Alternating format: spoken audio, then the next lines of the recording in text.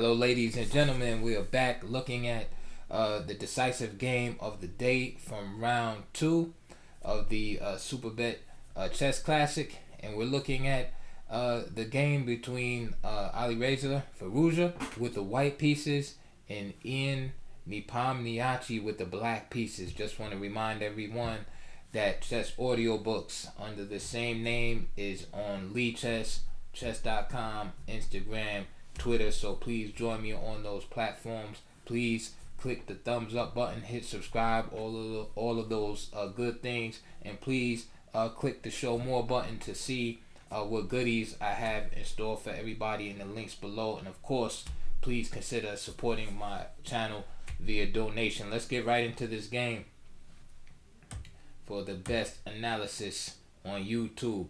Right, we're going in, right, making sure you understand the game completely. So e4, e5, bishop c4. Why bishop c4? Well, nowadays at top levels, it's used primarily to avoid Petrov lines. Okay, that says a lot about the Petrov's defensive capabilities. Again, along with the Berlin Wall, Petrov is pretty much impenetrable these days.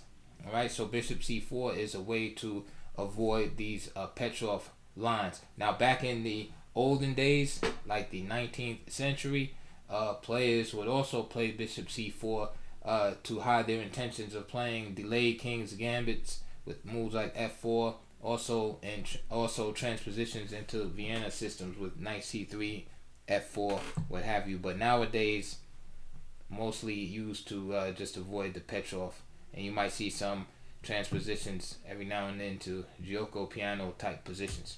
So knight f6, attacking the e pawn, of course, d3, and now c6. Direct plan of playing d5, and black is basically saying to white, look, you're not threatening anything, so I'm gonna just start creating threats and take over the center. Knight f3, now threatening the e pawn, but it's a little too late because black has a slight initiative. Of course, d5, bishop b3, and now a5. And of course, white doesn't have time to capture the pawn on e5 because the bishop would then be trapped by a4. If d takes e4 here from black, then knight g5, hitting the f7 pawn, and then say bishop e6, and this is not too good for black. Although it's playable, it's a bad position in the long run. So after bishop b3, we saw a5, a4. Nepo throws in this check here, bishop b4, c3, and now the e pawn is threatened on e5. So now he plays bishop d6, protecting the pawn. E takes d5, e takes d5, and now black has a nice pawn center. White's job is to try to compromise this pawn center by fixing it, right? Making it just sitting duck, and then destroy the center. That's white's job. Okay, so the battle for the center is not going to stop. White is going to be battling against this center, and it's up to black to show that this is a legit and viable center, and that can withstand the attack. So here we go. Bishop g5, pinning the knight, which is defending d5. And of course, with the idea of just capturing on d5. So bishop e6, fortifying the center. Knight e3, the idea of going to b5. Knight bd7, good move, strengthening black's hold on the center. Knight b5, attacking the hanging bishop. Bishop b8, and now white decides that he's going to clarify issues in the center here with d4. It's also possible to keep battling without clarifying the center, keeping the tension there by playing a move like h3. And play can continue castles, h6. Let's say bishop e3, queen e7, and rook e1 with a solid and equal game and chances for both sides. However, Alireza decides to clarify issues right away in the center with the move d4. Black plays e4, and this gives black more space. So white has fixed the center. And it's good to have a fixed center because now you can attack these pawns, right? You don't want to attack a moving target. All right. So that's the good side of it. The bad side of it is that black now has a long-term space advantage. So white is going to have to work to undermine this center with moves like, for instance, c4, maybe f3 at some point. Even try to blockade the center by getting a knight to e3 at some point. All right, and also you can see that white's bishop on b3 is blocked off also. All right, pawn center also indicates or opens up the chances rather for a kingside attack for black. As you can see with the advanced e4, it opened up the scope for the bishop on b8. You can see the bishop on e6 is looking good down that c8 h3 diagonal, and it just gives black more chances to attack on the king side, especially as the e4 pawn now drives the knight away on f3. So I'd rather play h3 there and keep the tension. But Alireza has other ideas in mind. So he plays knight d2, castle, knight f1, h6, bishop h4, bishop f4 by Nepo, and now h3. And this gives you some insight on Alireza Firouzja's thought process. Is an ambitious player here. And what he wants to do in this particular instance is be able to play g3, right, knocking back the black bishop, but without allowing the move bishop h3, okay, because Alireza wants to try to attack on the king side himself. Again, very ambitious. So for instance, if he did g3, bishop b8, right, he trades the bishop here because g5 is threatened, trapping his bishop on h4. So bishop takes, knight takes, and let's say knight e3, right, setting up this blockade. Then black has moves like bishop h3, which could be annoying. So h3 is played first, rook e8, and now g3, bishop b8, and now g4, with this idea, of course, of attacking on the king side. Knight f8, the idea of knight g6 is highlighted, hitting the bishop that's hanging. Knight e3, blockading the pawn. Okay, this is a common theme where advanced pawn will be blockaded by the best blockader, which is the knight in this fashion on the 6th rank or 3rd rank correspondingly. Now I just want to show you, if white is foolish and plays g5, then just simply knight to h7 will refute this idea, as the pawn cannot capture because the bishop is hanging on h4. All right, so this is good for black. This is also good for black. Just simply knight g6 here. Okay, so g5 is bad at this point for white. So knight e3, knight g6, and now Firouzja plays bishop takes f6 here, and now queen takes f6 by Nepo.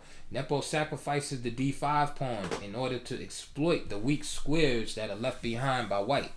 All right. Now a quick word about the pawns. Since the king side pawns, right, talking about white, since the king side pawns can no longer advance, they become liabilities, and the squares left weak become outposts for black. These are my notes that I just jotted down. So you want to try to avoid this, okay? White's job is to maintain mobility for the pawns. So queen takes f6, excellent move by Nepo. He could play g takes f6, which preserves the pawn on d5, but then white gets more play after queen c2. Let's say bishop f4, for example, or knight f4, and just castles here. All right. Queen f6, And now bishop d5 taking the pawn. Bishop takes d5, knight d5 hitting the queen, and now queen g5. And now the threat, of course, is to the knight on d5, and also his ideas of this move e3.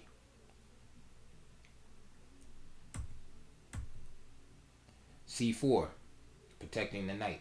Now you might wonder, well, why not fork on c7 with knight c7? Well, notice that the first thing you should notice, if I ask you what stands out in this position, is the white king in the middle of the board. So that's a bad sign. So after knight c7, bishop takes c7, knight takes c7, there's your fork, and e3. Notice also that the position is closed for the most part. There's not a lot of open files. The rooks need open files in order to be valuable. So in this position, the rooks aren't as valuable here as, say, a pair of knights, at least in this moment. Now the rook on e8 is very valuable because the e file is about to be open, but if you look at white's rooks, they're not in the game, and even the rook on a8 is not that valuable. All right. So after knight takes e8, rook takes e8. This is clearly better for black also. So after queen f3, knight h4, queen takes b7, for example, and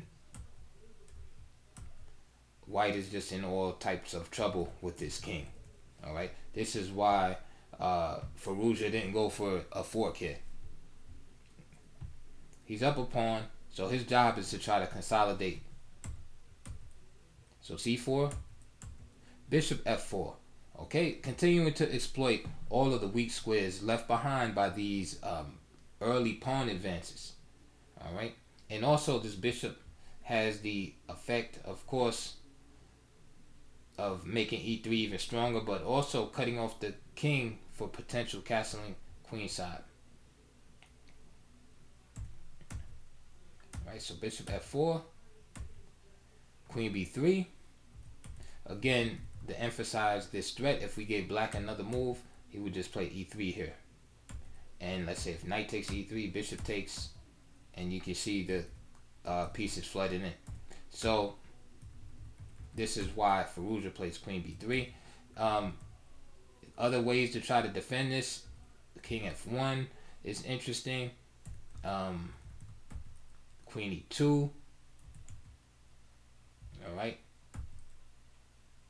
Castle, which is dangerous. It's probably the worst out of all of them because I mean you're just literally jumping right into the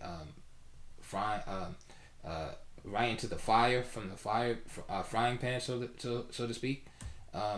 These lines, queen e2 and king f1, are probably your best bet, and these are lines I suggest that you look up on your own. I don't want to get into all my analysis and make the video an hour long, but those are definite alternatives that that probably will lead to a rich and probably level game. So after bishop f4, queen b3, h5. All right, natural move by Nepo, opening up the position right with the king in the middle of the board. Knight e3. All right, again, this is not a good move here. The same reasons as earlier. Knight e3, queen h4, and g takes h5 here. Now the threat here was after queen h4. The threat here, again, if we give black another move, is just to simply play h takes g4. Of course, the pawn can't capture because the rook is hanging on h1. Knight f5. And now, very strong move, bishop d2. And if king d2, queen takes f2 check, and picking up the knight. So you can see that, and also here, if king e2, just knight f4 check, leading to the same variation. So you can see that most of white's problems are stemming from this king being in the middle of the board. So here, Firouzja plays g takes f5, h5, I'm sorry, and now queen takes h5. Again, notice the hindering of the queen, the king being able to just castle and scoot over to say like A1 or something like that. A2, right? The white king would love to be castled and just scoot over to A2 and then swing his A1 rook over to the G file or something like that and start counterattacking and be up a pawn. All right. Queen D1. So now Alireza, of course, wants to trade queens. If he can trade off the queens and diminish Black's attack, okay, he will be very close to just realizing his material advantage. Remember, he's up a pawn, right? So Queen H6. Again, more pressure, more threats. Knight F5, Queen H7, and now Queen G4. So we can see it looks like Alireza is turning the position around as he drives the black pieces back.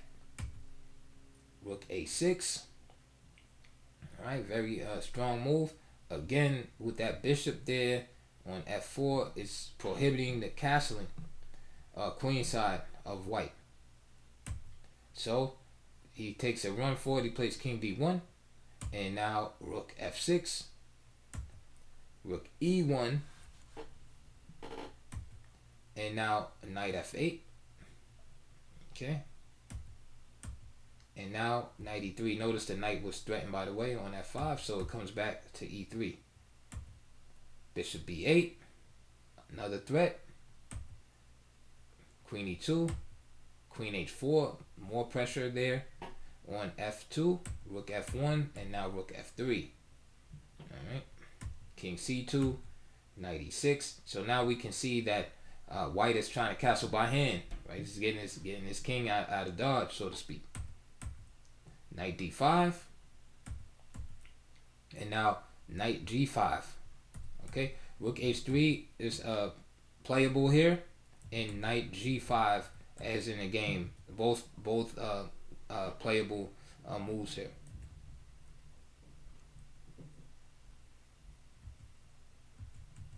So Knight G5 was chosen by Nepo. Excuse me, Rook AE1. And Rook E6. So now the rook is supported by E6. So I know some of you out there, especially if you rated below 2400, you're like, well, what's up with the Rook E6?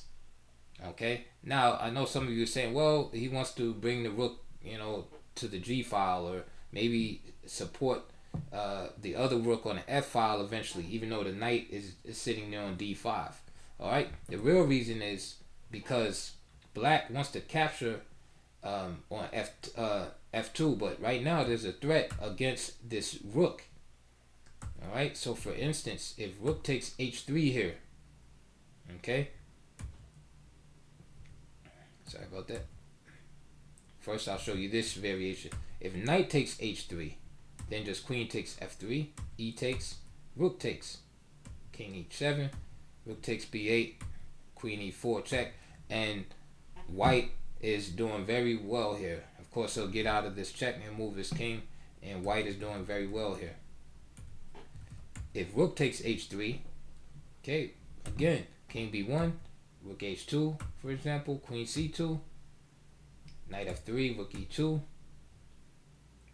queen H7, rook D1, queen G6, knight E3, B6, and we got this double-edged game still, but here you can see that white has somehow managed to get his king a lot safer than it was before. So rook E6, all right, protects the rook from that tactic I showed you earlier after knight takes H3. So now knight D3, and rook EF6. All right. And now, I want to say that at this point in the game, Alireza at this point is in time trouble, right? I think he had like a minute and 30 seconds left to reach move 40, all right? And I remember the commentators were surprised that he didn't try to repeat with knight D5. So after here, he played knight C3, And after rook ef6, the commentators were surprised that he didn't just come back and play rook d5. Now, in the game, Fallujah played knight e1, knight d1. I'm sorry. If he tries to repeat, black doesn't necessarily have to play rook e6 here. Again, he could play rook h6, for example. And let's say king b1, f5. Again, the game is double-edged. Alright? So, even if white does try to repeat, black doesn't have to play rook e6. Fallujah plays knight d1, rook 3, f4, and now queen e3. Alright? c5 again is an option. Knight f3. Black is going to gain the exchange here, of course. Alright, and gain the upper hand as a result. So queen e3 is played. Knight f3. And now here Fallujah plays d5 and bishop e5. And you can see again this theme recurring throughout this game of the weaknesses left behind by the pawns. Alright, the pawns being advanced, and you just see that black is just filling up all of the weaknesses. Alright, so weaknesses are occurring on the opposite color of the color complex of the pawns. So if the pawns are on white squares, the weaknesses will be on the dark squares. Alright. Matter of fact, I first read about that in the 1953 Zurich chess tournament book by David Bronstein. He talks about the opposite. He was talking about bishops, but he was saying about the weaknesses of color complexes. Right, that how if you have pawns on one color, the weaknesses will be on the opposite color, and you can see that illustrated very well here. Right, a lot of black's pieces are on dark squares because of all of the weaknesses left behind by those pawns that are on light squares. c5, so Fallujah goes for it. Right, he has this extra pawn. He's going to try to make a queen. Gives up the rook. Rook takes e1. Rook takes f2. Knight takes f2. And now rook f3. Alright. Here's a critical position here. Of course, black could also play rook takes f2 here. Rook e2. And go into this kind of ending. But I think black avoided it on purpose. Alright? He should be winning here, but this queen endings are notoriously difficult at times, especially when the kings are just out and exposed like that. Easy to end up in a perpetual. So he stops and plays and attacks the queen first. And here it turned out to be a good gambit, because here Fallujah played the move knight takes e4 here, and he must have not liked the ensuing ending. He played knight takes e4. The other option and seemed just to be queen takes e4, and now rook takes f2, king d1, queen h5, and this position is a lot more favorable to black, as he's able to scoop up a little more material and then go into the ending in this variation. And he should be able to win this game at this point. So Fallujah decides, you know what, I'm not going to play queen takes e4. I'm going to play knight takes e4 and try to win with these passed pawns. So rook takes, and now f5. Knight e3. Bishop takes c3. So of course, Nepo wants to make it simple as possible. And I like Fallujah's idea. The problem is black's f pawn is a killer. There's really no way to stop that. Maybe if black didn't have that f pawn, then black would have to concern himself with stopping the pass pawn of white. But with this own pass pawn, All right, far advanced, he doesn't really have to concentrate on white's pass pawns. So queen g3 check, king d2, f3 happened, d6, queen g2 check, knight e2, f2. All right, he just keeps pushing, king f7, rook e7 check, and king f6. And here, Firouzja resigned the game. So I just thought it was a fantastic game. We saw a good glimpse into the style of Firouzja. He's willing to take risks. He reminds me of Magnus Carlsen. Like, he'll play like on the edge and bring a defeat. And I think this is a good quality that's going to make him a very dangerous and viable candidate for the world for the next World Chess Championship, because he's not afraid. Because he made some moves that a lot of people wouldn't make. I don't think a lot of people would have gave up the queen there, right? Or make all of those pawn advances that he did with h3, g4, have the king in the middle of the board like that. He believes in himself that much that where he felt he was able to play this risky. Now, he lost this game, but it just gives you an insight on his style, his character, and what he's willing to do. And it is this very trait that allows him to also win some fantastic games and brilliancies. So once he,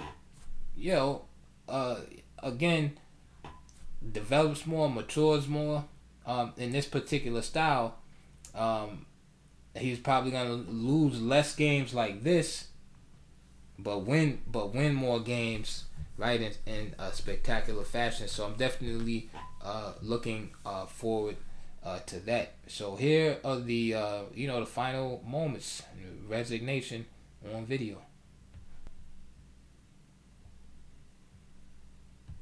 Honestly, I would have gone king h7. I don't want to give any more checks. And that is resignation. That's good enough. It's good enough. King f6. And Ian bounces on the trampoline, ties for first with Wesley So. That's right, a brilliant victory there for Jan, as Gary said. With black. With black against the player that he's going to be facing in a month and a half in the candidates. Quite the rehearsal. That is quite the rehearsal. It's just stamping his foot on him, right? I beat you with black. What are you going to do about it in the next time we meet? This is a great result for Jan.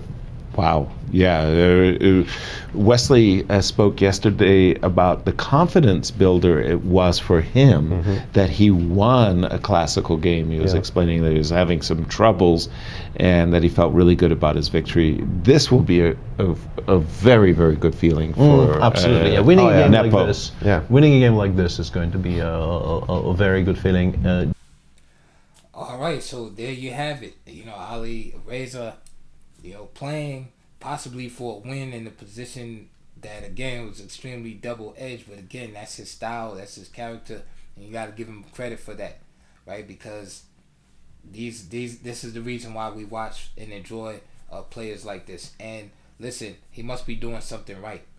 He's rated over 2,800. So besides being super talented, he has to, continue to develop, the style, right, that brought him to 2,800, and that's exactly what he's doing. But hey, today wasn't his day; it was Nepomniachtchi's day. And remember, Nepomniachtchi just came from playing for a world championship, so it's not like he lost to, 2,500 GM, something like that. And you're like, what's wrong? He lost to a very strong Russian grandmaster who is equally talented as far as playing in complications, right? If you're gonna go on complications against Nepo, that's like, that's a tall order right there. So anyway, let me know what you think about the commentary, the video. Let me know what you think about the game. Please get in those comment section below. I love to hear from you guys. And again, please like and subscribe. Hit the thumbs up button if you don't do anything else, and check the show more links below. Alright, so I'll see you guys on the next video.